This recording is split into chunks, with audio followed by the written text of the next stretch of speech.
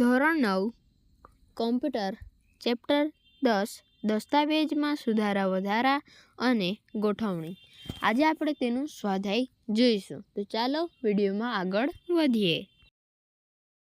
1. નીચે પૈકી કઈ રીત વડે રાઇટરમાં આખી લીટી પસંદ કરી શકાય છે? ઓપ્શન સી, માઉસનું બટન 3 વાર ક્લિક કરીને.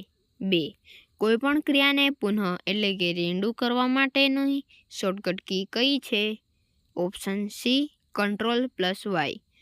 3. દસ્તાવેજમાંથી કોઈ શબ્દ શોધવા માટે કઈ ફંક્શન કીનો ઉપયોગ કરી શકીએ? Option A, F5 key. 4.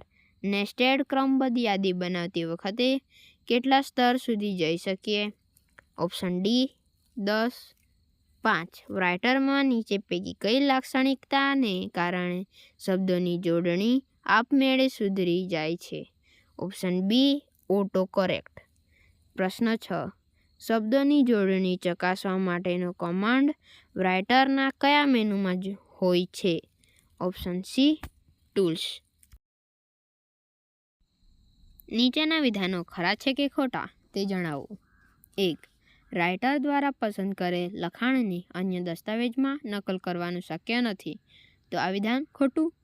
2. Menu કે કીબોર્ડના ઉપયોગ વગર પસંદ કરેલ લખાણની નકલ કરવી શક્ય છે, તો આ વિધાન ખરું છે.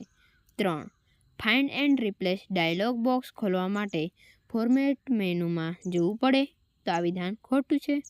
દસ્તાવેજમાં ઘાટા અક્ષરોમાં ટાઈપ કરેલ લખાણને રાઇટરની ફાઇન્ડ એન્ડ રિપ્લેસ લાક્ષણિકતા દ્વારા શોધી શકીએ છીએ, તો આ વિધાન ખરું છે.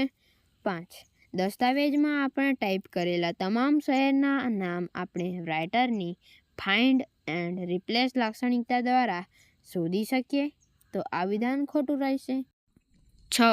ટાઈપિંગ કરતી વખતે જો કોઈ ખોટી જોડણીવાળો શબ્દ માલુમ પડે તો રાઇટર તેવા શબ્દની નીચે લાલ લીટી દોરશે. એ શબ્દની જોડણી સુધાર્યા પછી શબ્દ નીચેથી લાલ લીટી અદૃશ્ય થશે અને લીલા રંગની લીટી થઈ જશે, તો આ વિધાન ખરું છે.